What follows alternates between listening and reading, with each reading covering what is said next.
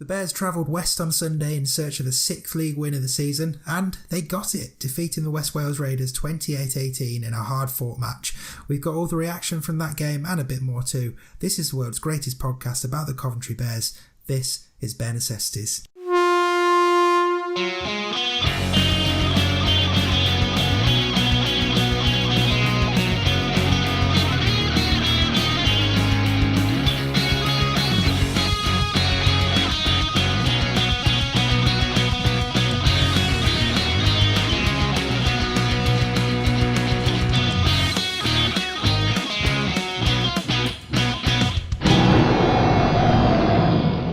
Yes, welcome to Bare Necessities, your podcast all about the Coventry Bears. We live at covbearspodcast.com. We're at covbearspodcast on Twitter. You can subscribe in Apple Podcasts, on YouTube, in Google Podcasts and plenty of other places. And we're sponsored by the Bears Vice Presidents and York's Tim. I'm one of your hosts, Dave Musson. Joining me as always, my co-pilot, Craig Cathcart. Craig, a decent result for your namesake in Watford colours on Sunday. How are you doing? Yes, I'm good, mate. It was me, really. That's why I couldn't make it to the game on the weekend. Ah, I see. Frequently get mixed up for a Premiership footballer, but never mind. It's all good. So coming up on the show this week, we're going to reflect on Sunday's win against the West Wales Raiders. We'll gaze into our crystal ball and lay out our predictions, not only for this weekend's Challenge Cup final, but also briefly about what might be in store for the Bears in their final 4 games of the season. But first, let's go on to Sunday, and that 6th Betfred League One victory of the season for the Bears clinched a double against West Wales Raiders, and it means the Bears have bettered last season's points and wins tally with 4 games to spare. So those of you listening might remember the Raiders game in Coventry when the Bears put on a record win. The Raiders were a very different proposition from that team that got walloped at the Butts Park Arena a few weeks ago. Much more physical and much better organised, and a much stronger squad, to be fair. However, that didn't stop the Bears racing into an early lead. First, in the 7th minute, Ben Stead floated a beautiful kick to the corner, which Hayden Freeman easily caught and touched down to draw level with Jamal Hunt as the Bears' all-time record try scorer. Stead added the extras, but unfortunately had to leave the pitch shortly afterwards with an injury that could yet spell the end of his season. We'll have more details on that coming up in our post-match interview with Tom Tsang. But the Bears kept at it. They doubled their lead in the 21st minute when Liam Rice-Wilson sold the defence a dummy, nipped into the space and brilliantly finished, and Paul Emmanuel converted, and the Bears at that point were cruising, if a little inconsistent on quality. 4 minutes later, though, the momentum started to shift. The Raiders scored a converted try. Their dummy half burrowed over from close range. That brought them back into it. And 2 minutes before the interval, they were level with a try in the corner and a very good conversion. So that meant for the first time in their history, the Raiders had gone into half-time in something that wasn't a losing position.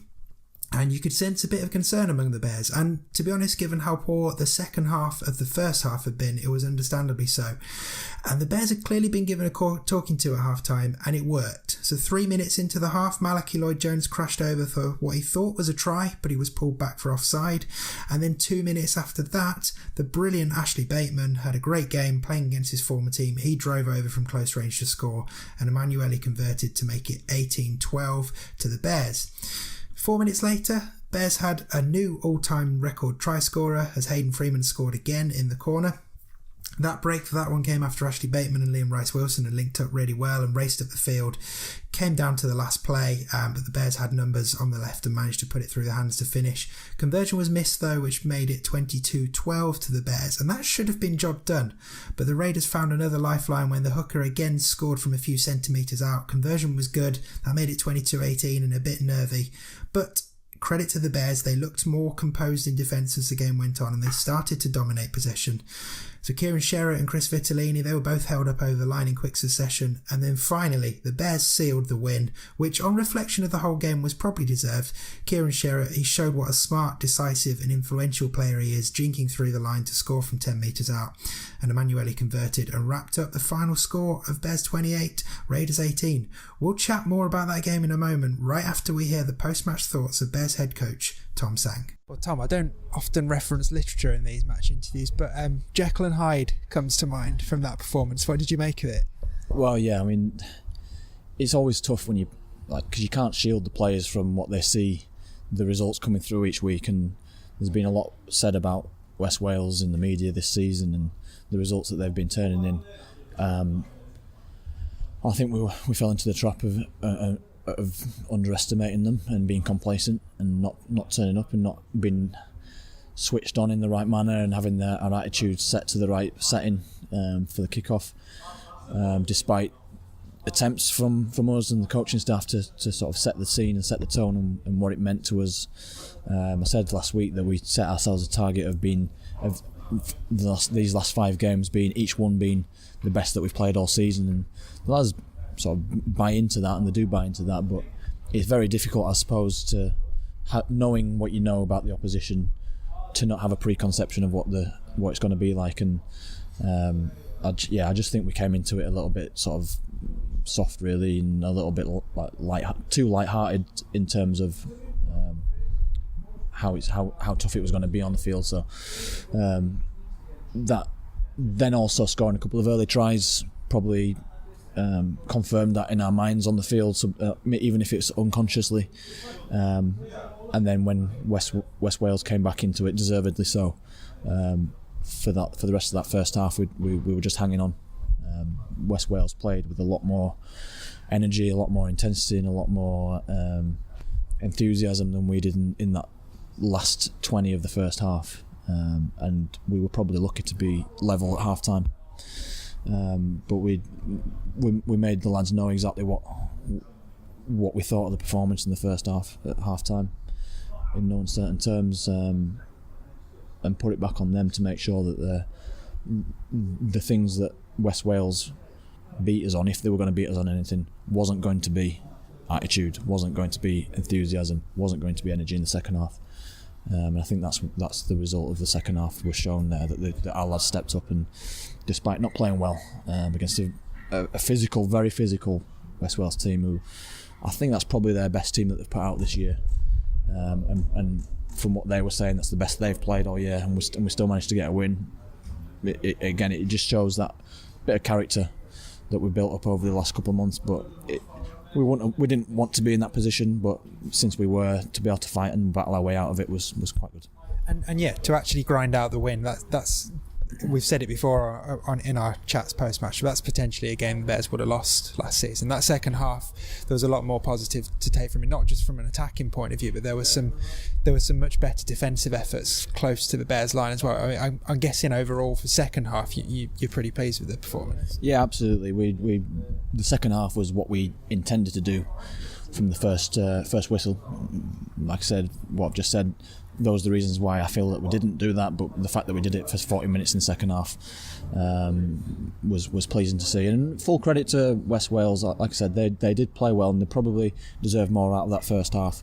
I thought we were much the better team in the second half, but it shows good character for our guys to come through that second half, and that did happen to us last year. I know it's a different situation, a different team, but we went down to South Wales last year, similar situation against a team that hadn't won all year, and we ended up losing the game in the last minute.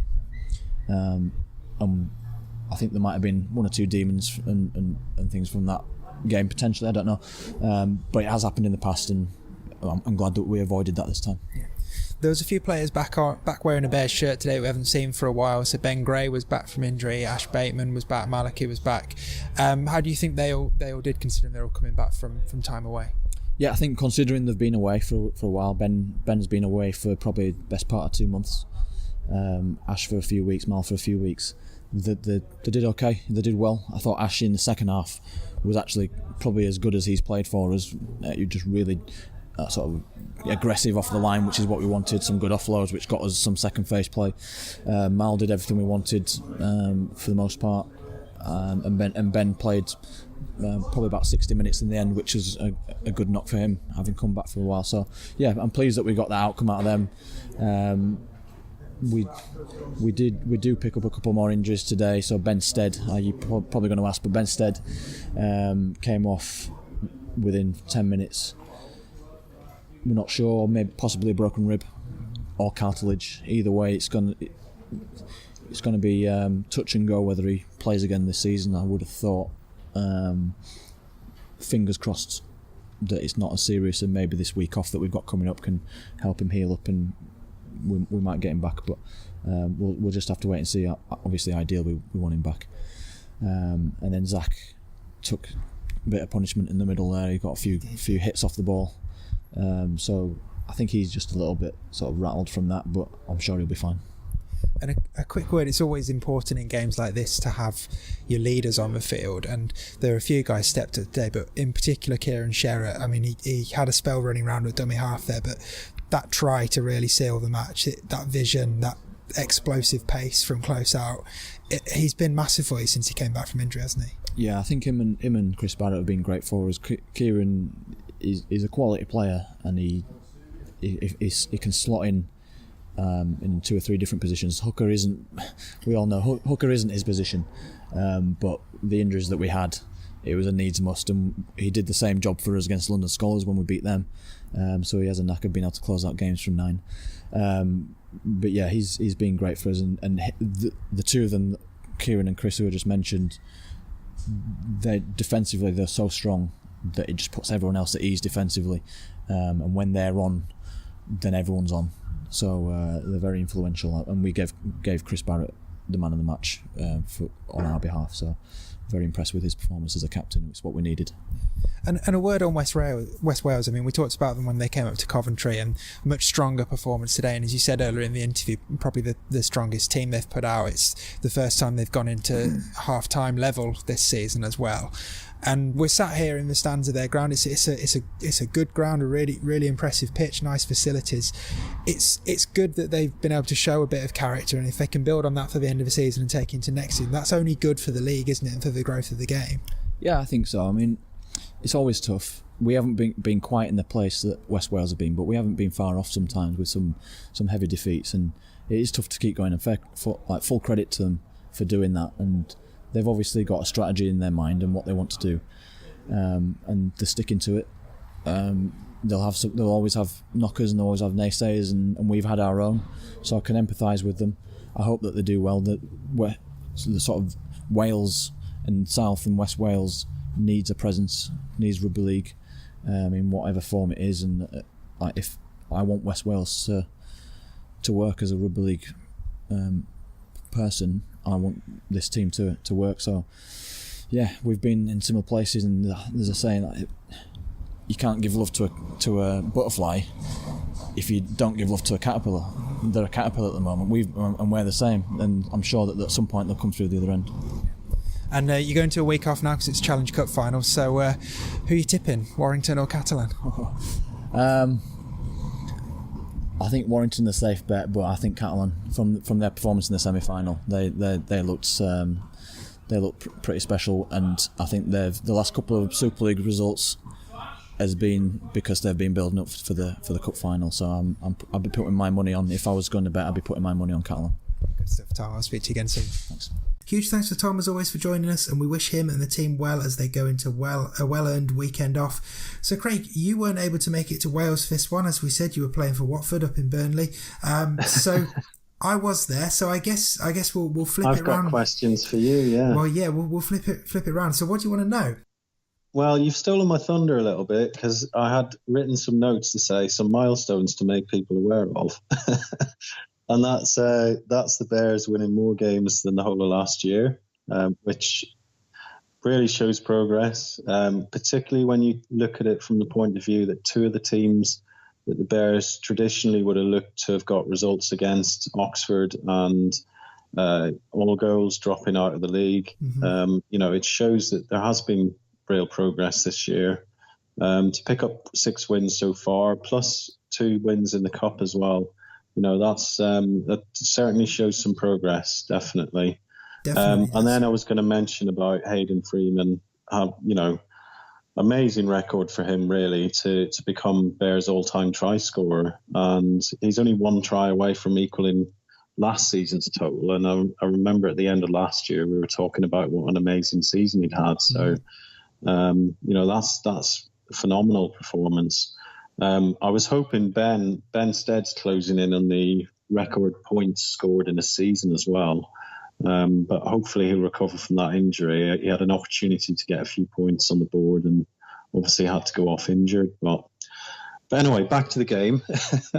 well, just before that, just to echo what you're saying about Hayden, I mean, for obviously we're big fans of Jamal Hunt as well, and he's very welcome to come back into the team and start battling Hayden for that top spot again. But just for now, to have a product of the Bears youth system and a player from the Midlands be the club's record top try scorer, and with plenty of time to add more for this season and beyond. And as we were saying on Twitter when we were preparing for this episode, he's had a point this season where he was struggling. I mean, Tom mentioned it in an interview a few games ago. They thought he had a food allergy or something. So really shows what a deadly finisher he is. And just, as I say, to have that guy from the Midlands be the record scorer for the Midlands only professional rugby league club, it's great, isn't it? And yeah, if you look at his record over the last 10 games, I think he's got about 10 tries in the last 10 matches. So that's got to be up there with anyone in the league.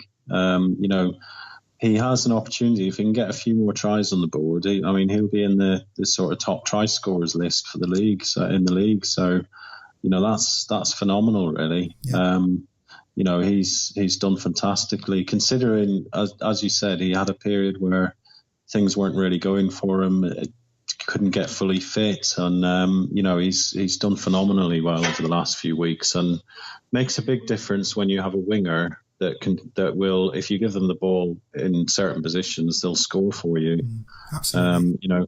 He's just getting better and better, and he's becoming a better ball carrier as well. I mean, he's making yards in the early tackles as well, taking the ball up, and he's absolutely phenomenal. And I look forward to seeing him plenty more times in the Bears shirt.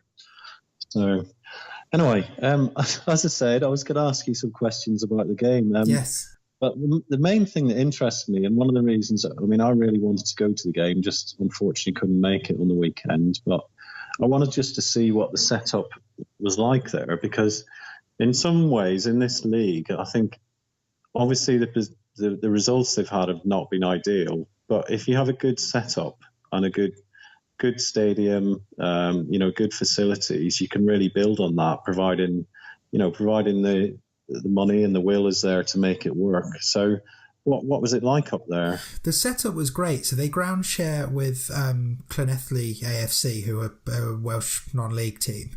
And the pitch was in amazing condition. It was the greenest grass I've seen all summer. I mean, it probably helps that it's West Wales, so they probably had a bit more rain than we've had in the Midlands, but the pitch looks superb. There's a main stand where I was sat and another stand with seats opposite as well, so both sides of the pitch had seating alongside it. Decent clubhouse as well, just really good, really impressive facilities, and the club were incredibly welcoming, incredibly friendly. Very happy to have us there. It was a really good atmosphere afterwards. I know some of the Bears fans, so there was a fairly good Bears travelling contingent. Most of them were sat in the main stand where I was, but there was a few on the far side, and the Bears fans were getting a bit of stick from the Wales fans as well. So it's good that the fans are passionate enough to engage in a bit of banter between the two teams as well. But you're right, it feels like in terms of facilities, setup, ground, all of that stuff, it's a big tick in every box for West Wales. It's what they're doing on the pitch that they need to focus on. And I was chatting to a couple of people before the game, thinking ahead to what they might have in store for next season, because before this game on Sunday there was sort of a Welsh origin type match going on, and the team busting arrived in time to see it, but I was talking to Rachel and a couple of others who did see it, and they said there were some decent looking players out there who could probably do a job for the Raiders. And we were chatting, and it's interesting to see what route they take next year, because obviously the Raiders have got this Australian coach coming in, so they're committed to improving next year. And you feel like ideally this new coach will look at some of those players who played in that origin game and draft them into the squad, get them in for pre-season, get them used to playing rugby league and get them excited about playing rugby league and build from there.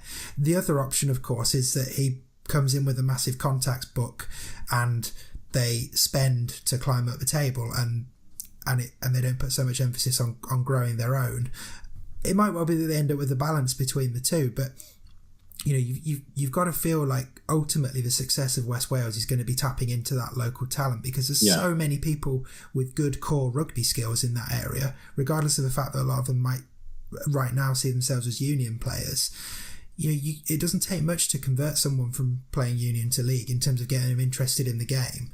So there's real potential there, and you can tell from the scoreline that the team that West Wales put out on Sunday was a much more competitive one than turned up at Butts Park Arena.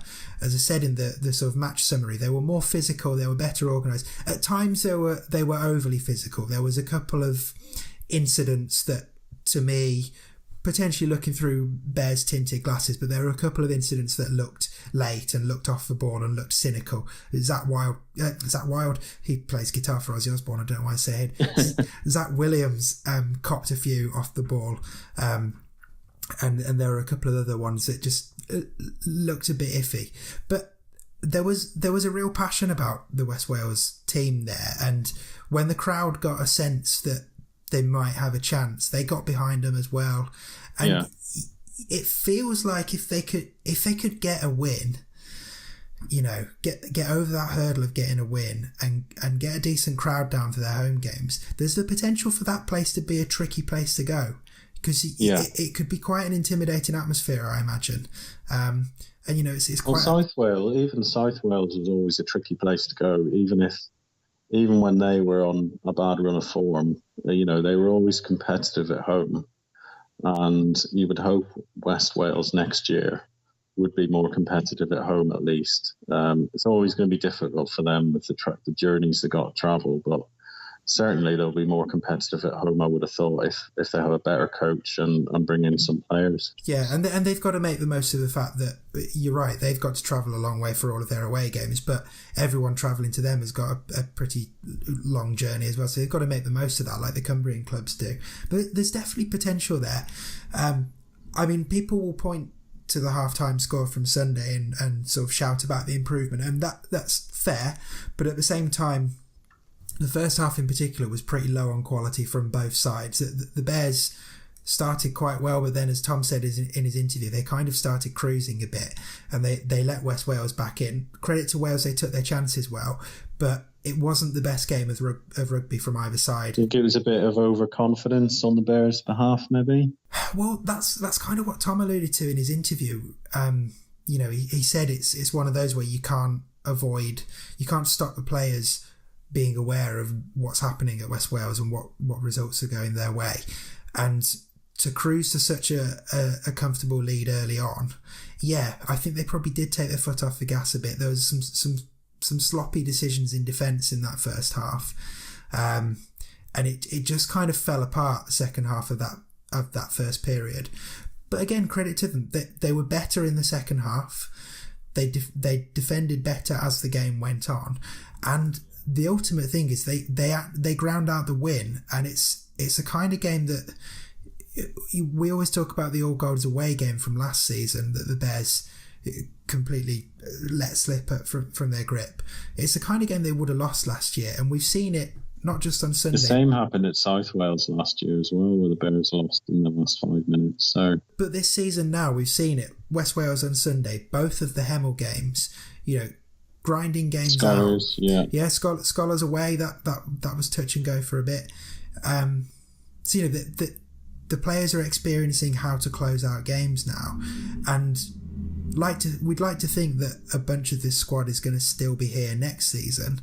So they're going to take on board that experience for next year, and it's going to make them a stronger team next year, because they'll be able to draw on what they've learned this year, and to ground out that win and be rewarded with the fact that they've definitely beaten last season's total, and there's still 4 games left.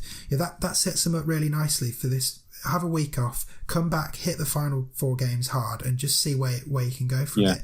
And it's really satisfying from the point of view that we've been talking every week on this podcast of saying that we've been really impressed with the squad this year and saying it's a better squad than next year. And now they've proved that they're a better squad than last year, because they've done better. So I think absolutely, it's kind of, it wasn't pretty, but they did it, and that's the main And it's thing. the win really. that counts at this level. It's the win that counts. Doesn't matter how you do it or what the scoreline was. In the end, it is the win that counts. We're not playing for points difference. The Bears are purely playing to chalk up as many wins as possible. So was there any standout performers, would you say? I know that you've mentioned Ash Bateman already. Yeah, I mean, Ashley Bateman was superb. He was, when we've seen him play his best games for the Bears, he's been like a terrier. He's sort of been tenacious and just aggressive and talking a lot on the pitch as well, and so winding the opposition up a bit, and he was doing all of that on Sunday, and it was great to see. I thought Liam Rice-Wilson deserves a mention again. We've talked about him a lot in the last few weeks, but he started at dummy half and then had to fill in for Ben Stead when he went off injured, so he probably did more minutes than he was expecting to do again. He took his try really well. He was really important in the build up for Hayden's second try. Obviously got to mention Hayden scoring twice. That's a big tick next to him. There were plenty of good performances. I mean, I thought Mal had an impact coming off the bench. I thought both the second rows, again, mention them every week, but Kieran Sherratt and Chris Barrett, both excellent. Solid performances all round, particularly in the second half. I think that it's a shame some of the bits in the first half sort of collectively let the side down, but yeah, I think if I would push for a man of the match, I'd probably have given it to Ashley Bateman, but there are a few others there who definitely stuck their hands up to be thrown into that Zach mix. got a bit of hard fought performance from Zach as well, considering his treatment from the West Wales players. But yes, he was definitely one of the targeted ones. You could see they were looking at him, they were looking at Ben when he was on the pitch, they were looking at Liam, and they were looking at Ben Gray as well. I mean, it's worth mentioning Ben Gray. It was his first game back for a couple of months. He did a good shift and he put himself about, and it's really good to see him back on the pitch. But they were definitely running at him in the first 10 minutes they obviously knew it was his first game back for a while, and they were testing to see what he's like, and he dealt with it. There was one point early on in the first half where him and it was either Chris Barrett or Kieran Sherratt, but they both went in and did this huge tackle on a West Wales player, and it was just, you could almost feel the ground shake when they hit them. It was excellent. So all round, not the best performance in the world, but a good enough performance, and that's all that matters, really. Yeah, and we're not going to sit here and gripe about a win, are we? Particularly no, absolutely not. No. Yeah, particularly not one that means we're at 6 wins for the season now. More than happy to have come home with a win. Obviously, it would have been nice to put on a few more points, but credit again to West Wales, because they showed what they could do if they turned up with not only with a full 17, but with a full 17 who were ready for a battle. They showed that they can give people a game. I thought they would. I thought they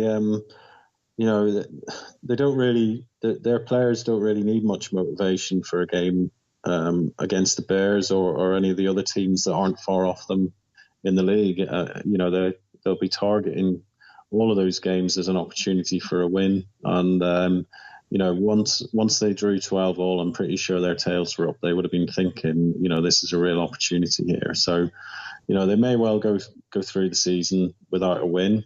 I'm pretty sure they'll be talking at the end of the season that game was one of their better performances.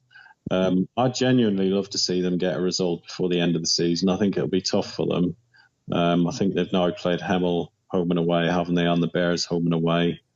I think they might find that the Scholars, have they played Scholars home and away? I'm not quite sure. Couldn't tell you. They got North Wales next week, Welsh Derby. That's North Wales are on decent form, so that'll be tough. But we'll just have to see. I'd love to see them get some sort of result before the end of the season, or at least remain competitive in the remaining games. Yeah, and what I thought was really nice, because I was helping out with Twitter duty at the weekend and did all the post-match stuff, and a Bears fan tweeted, well done to West Wales. hopefully see you next year. And they replied almost instantly saying, we're going nowhere. So it's great that they are already thinking about next year, because there's been so much talk about whether we will see them again. I'm pretty confident we will see them again, and looking forward to it. Good stuff. Sounds like it was a good day out. Yes, yeah, it was. Well, a day out of the Bears win is always going to be a good day out. But I think now we should move on for a very quick round, a very last-minute round of Ask Mr. C. So this is Ask Mr. C, part of the show where I put your questions to my co-host. It's sponsored by York's Tim, for which we're very grateful. As we say every time, if you've got something you'd like to ask Craig on a future episode, drop us an email using the contact form at covbearspodcast.com, or tweet it to us. We're at covbearspodcast on Twitter, and you can use the hashtag AskMrC if you want to make it even easier for us to find it. So I said this was last minute because when I was putting together the notes for this episode, we didn't have a question, but then in the time between me finishing the notes and us pushing record, we did get one question from Warwick D. Warner, who pointed out that the West Wales game from Sunday is on YouTube, so people can hunt that out and have a look at the tries themselves. But he wants to know when we're going to do a video podcast, Craig. Well, we have talked about doing it in the past, haven't we? And I don't see us doing it this year at any point. But I think come the end of the season, we'll probably sit down and have a chat about what content we're going to put out next year. I think there is an opportunity maybe to put some video content on there. I'm not sure. I'm not sure about doing video content during the game or whatever else, because I think, in all honesty, I go to the games, and I know you do as well, as a fan. I just want to go there and enjoy the game. I like to sit and have a chat with people, enjoy the atmosphere, have a couple of beers, yell my head off, get involved in some of the banter with other fans and so on. So, that wouldn't be possible if we were having to work during the game. So, we are volunteers as well. We don't do it. We don't get paid for it. So, it's for me, I think it's probably not something that I'd necessarily want to do. We could maybe do it as a one-off sometime and see how we go. But I mean, from a practical point of view, in terms of looking at the idea of, I don't know, recording match highlights or streaming, neither of us have the equipment necessary to do that. That's a big part of why we do audio, because I already used to do podcasts before we started Better Necessities, so I've got the gear for that. Video is a completely different thing. I don't really have the video skills either, but maybe no. And I'm not. I've not worked in media ever before. Before I did this podcast, I'd never done anything like that before, and I have to say, it is a completely different thing speaking into a microphone than having a camera in your face. It is different and a lot harder. So. But yeah, well, as I said, we'll have a think about it, and we'll have a chat at the end of the year, at the season, I guess, and think about what we're going to do next year. And perhaps it might well be, as you say, we might maybe be able to do some little bits of video content, perhaps with Bears players next year. That might be a happy halfway point. But thanks for the question anyway, Warwick. Good to have one. We thought we were going to be going through an episode with no Ask Mr. C, so better to have one than have none at all. But that is it for Ask Mr. C this week, sponsored by York's Tim, as we say every time. Very, very thankful for that. But before we sign off, because obviously there's no match to preview this episode, but before we sign off, we're going to take a look into our crystal ball and do a bit of predicting. So yeah, to close out the show this week, it's predictions time. So Craig, I mentioned this to you before we push record, but so to round off, because we've not got a game to talk about this weekend, we'll go through each of the Bears' final 4 matches in a moment and we'll make our predictions. But I thought, given that it's the Challenge Cup final at Wembley this weekend, I think we should lay down some predictions for that. So Craig, I want to know not only who you think will win out of the Catalan Dragons and Warrington Wolves on Saturday, but I'm also curious to know who you're going to be supporting. Well, the team I think are going to win is not the team that I'm supporting, so I'll let you probably guess who that might be. I'm pretty much supporting who the whole of the country seems to be supporting, based on what I've seen on Twitter anyway. So you're going to be supporting the Catalans and you think Warrington will win? Yes, pretty much, yeah. Yeah, everyone on Twitter, pretty much every rugby league fan, apart from Warrington fans, seem to be supporting Catalans. And I don't think it's due to a dislike of Warrington, although that could be the case for some people. I think it's just because for the good of rugby and rugby league, I think people would like to see Catalans do it. Based on their performances in the Cup this year, they probably deserve it as well. Well, Catalan winning would be the story, wouldn't it, of the two? Regardless of the fact that Warrington are in the first season with a new coach and they're in a bit of a transitional period, Catalan being the first team not from England to win the English Knockout Cup, that would be the story. I mean, from my point of view, I'm going for Catalan for both who I'm supporting and who I think will win. I think they're going to do it, and I do have a bit of an affinity with the Catalans anyway. So my whole reason I'm into rugby league is because of the Catalan, because I had a year living in Perpignan as part of my university studies. So I started playing rugby league in Perpignan, and I started watching rugby league out there in the form of the Catalan. So Catalan were my team before I got into the Bears. So I've seen them in a cup final. I've watched them on telly in a cup final before they got to the Challenge Cup final in 2007, and that was a great occasion for them getting there, but they got absolutely annihilated in the final. I think they're going to do it this time. I think they're going to. Also, the fact that Catalan, this is their season in one game, whereas Warrington can still make Old Trafford. So, it's not a very difficult team talk in the Catalan dressing room, apart from having to deal with all the languages. But, essentially the idea, go out there, make history.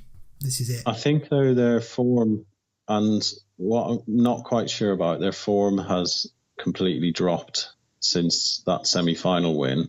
And it's either because they are focused purely on the cup final, and that's their only target now for the rest of the year, because they can't make the top four. They're safe in the league. They can't drop out of the top 8. I think maybe they're either targeting the cup final, and that is their whole season now, or genuinely they've run out of steam. I'm not quite sure which is which. I think they've rested a lot of players. If you look at the semi-final lineup and then compare the last 2 league games, I think they've been putting a lot of the kids in. So I imagine they're holding out for Wembley on Saturday. But they may well have lost some momentum. Yeah, that's fair. And I think Warrington just have a few more experienced players. And they've got very dangerous players on both wings and in the centres. So I just think they'll have enough to do it. But to be honest, I am hoping Catalans do it. Yeah.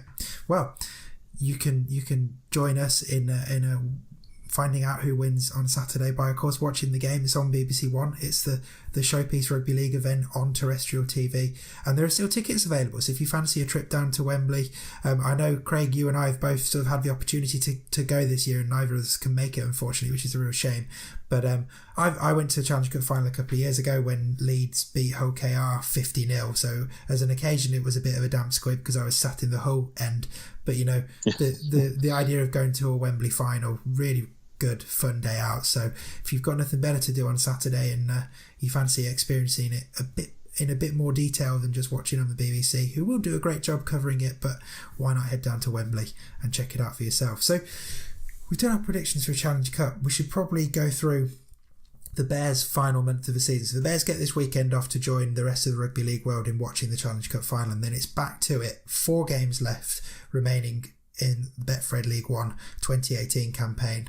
So let's go through them in order, Craig, and we don't need to go into massive detail, but if each of us just say what we think is going to happen. So for my money, the toughest game of the 4 is the first one, Sunday 2nd of September, Oldham away.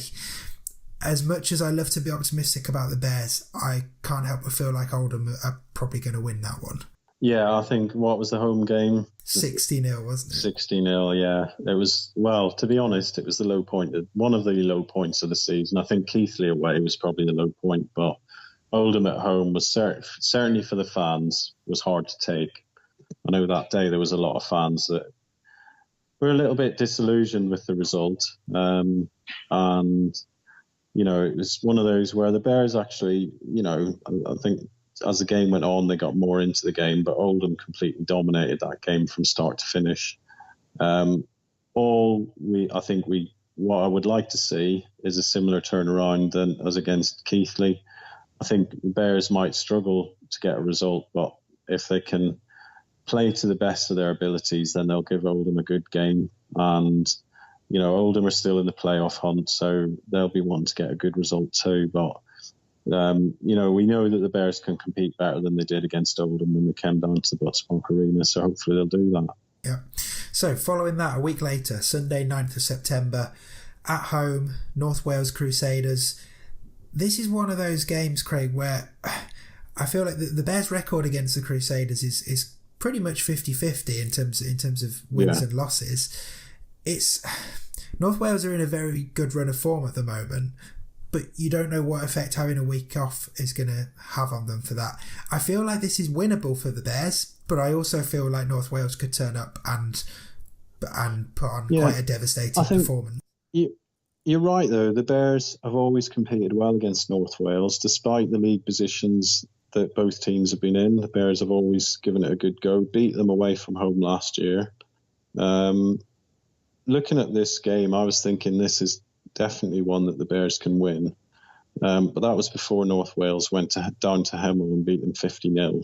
So, that's it shows that I think on their day, North Wales are as good as any team in the league, but they seem to suffer a little bit from inconsistency. So hopefully they'll have an off day when they come to the Bears, and the Bears will play to the best of their potential.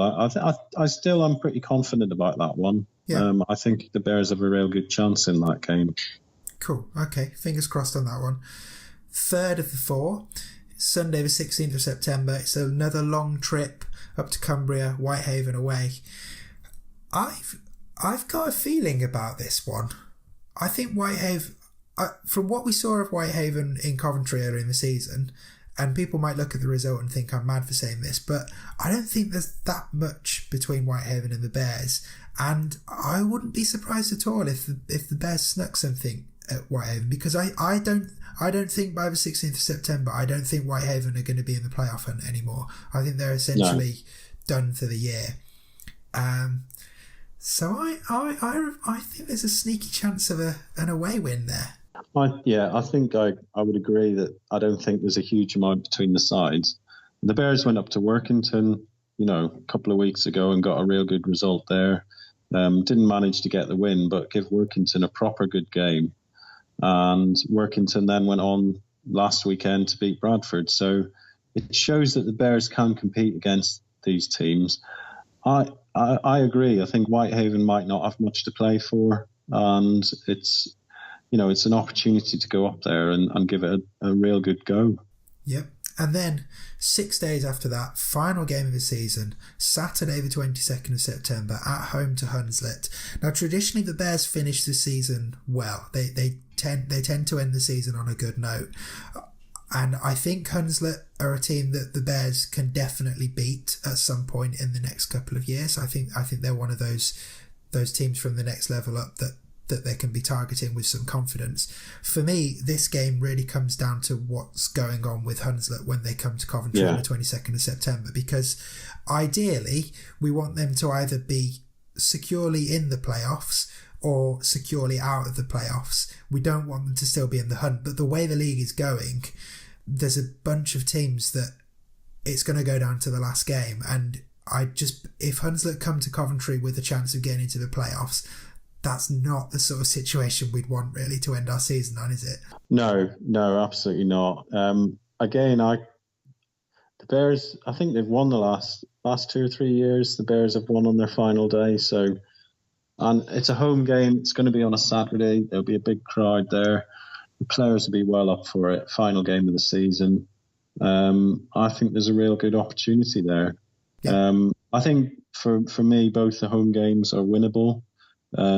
It depends on various different factors, like we've said, but I think there's a good chance there. I think the Bears should be targeting to try and get at least 2 wins out of these last 4 games. That would finish off for me, that would mean an excellent season.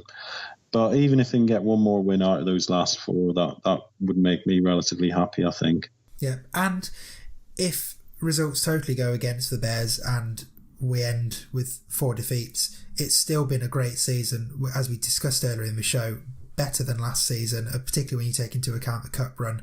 And as a way of marking the club's 20th anniversary, we say all year that this players have done the team proud this year. So there we go. Not long left. Yeah. So so let's hope the Bears can round off what has been, let's face it, what has been a great season with a really strong finish. Yeah, I'm back. I'm with you, Craig. I think there's two wins there to be had from those last 4 games, and yeah, I think they can do it, definitely. So next week we've got something a little different cooking up for you. Obviously, there's no Bears game to talk about, but your favourite podcast about the Bears is still going to be here and still talking Bears. What will it be, you're wondering? Well, you're just going to have to wait and find out for that. But in the meantime, don't forget, we live at covbearspodcast.com. We're at covbearspodcast on Twitter. You can subscribe in Apple Podcasts, Google Podcasts, on YouTube, plenty of other places where you get podcasts from as well.